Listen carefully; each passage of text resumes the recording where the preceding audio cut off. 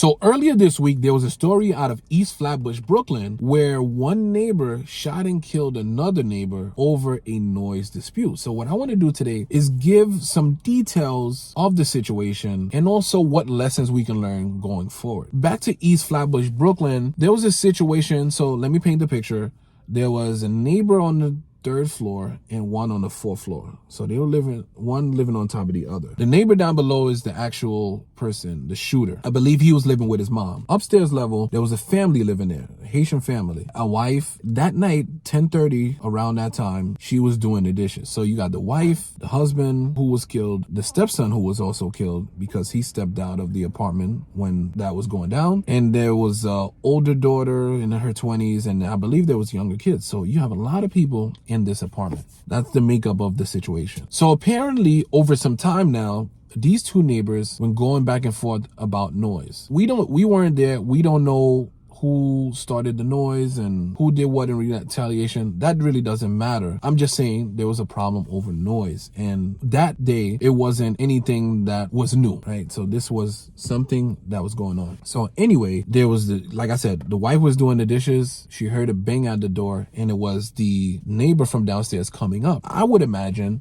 she's washing the dishes. She hear a bang. She knows, oh man, this dude from downstairs. Did anybody make noise? Who knows the nature of the interaction before when noise was being had? But I do know that they were banging up and down. She probably came to the door. Hey, nobody's making noise. And he probably is like, yes, they are. Then the husband comes to the door, I believe pushes his wife out of the way, and then they go at it. And then the husband goes back in the house, I believe gets a shirt and then gets a scissor. So you brandish a scissor. What is a scissor gonna do? Or in the hood, you're not gonna intimidate anybody with a scissor. But what that does is that actually elevates things to another level.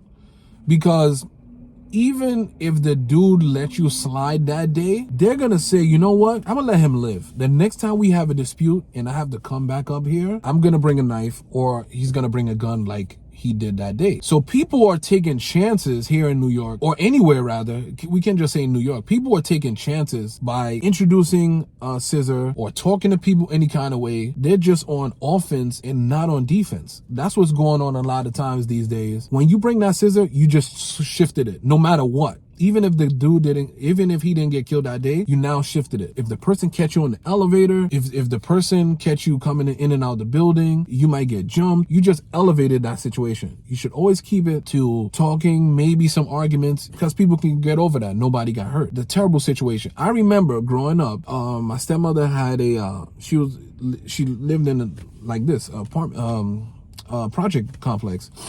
And this was about 97, 98, late 90s. And a woman moved in on the fourth floor. We were on the fifth. And she used to play loud music any time of day. That's another thing. When you live in low income areas, it seems like people do whatever they want. They don't really respect that they have neighbors, that they don't live by themselves. And even with this story, you'll hear people say, you live in that area and you expect to hear no noise. You're going to hear a lot of people say that about this situation, that just because you live there, that comes with it. People are saying that. So this lady used to play Money, Power, Respect so many times that over 20 years later, that I remember that. Like, she used to play so much. And we used to do the same. We used to bang with the broom. She used to bang back with the ceiling. And I remember one time, us as kids, we went down there. So 97, let me see. So I was about 11 years old going down there. I was about 11. Maybe my sister was like 13.